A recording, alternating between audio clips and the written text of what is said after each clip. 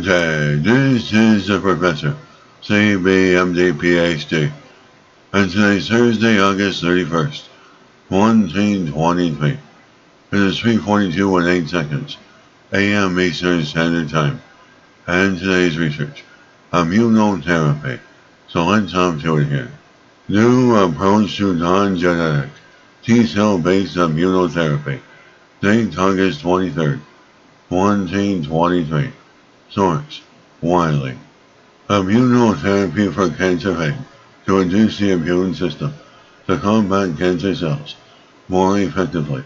A research team has now described a new modular strategy for T-cell based immunotherapy that manages to work without complex genetic modifications.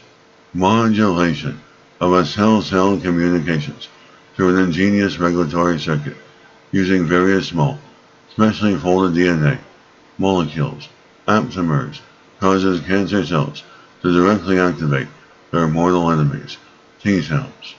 As for multi-cell organisms, like our bodies, to function correctly, the cells must coordinate with each other in this complex communications network. Signals are sent and received, processed and passed on.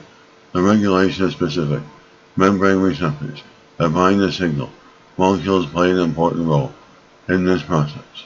In a typical example, components of the immune system, known as antigen-presenting cells, sensing the presence of cancer antigens, they transmit the signal to lymph nodes in which specific T cells are activated by their receptors, move into the bloodstream, and kill the cancer cells. Unfortunately, cancer cells use a variety of loopholes to escape the immune system. The scientific investigators that microbiologists are working on ways to close these loopholes. Their goal is to establish new cellular interactions without having to produce genetically modified immune cells or receptors. The idea is to produce a short circuit in the communication pathways by which the T cells are activated directly by the tumor cells, avoiding the detour through antigen-presenting cells. The team developed a regulatory circuit consisting of two modules: 1. Recognition and triggering, and 2. Aggregation and activation. The circuit is based on different DNA aptamers, short DNA segments that fold into a pre-programmed 3D structure and recognize specific target molecules.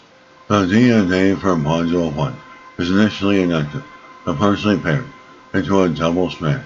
If cancer cells are present, the aptamer portion of the recognition single strand binds the protein tyrosinase kinase 7, a protein found in large numbers on the surface of many cancer cells.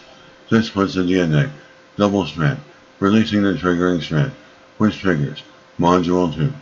Module 2 requires two more types of aptamer, most specifically bind to CD28 immunoreceptors on the surfaces of T cells.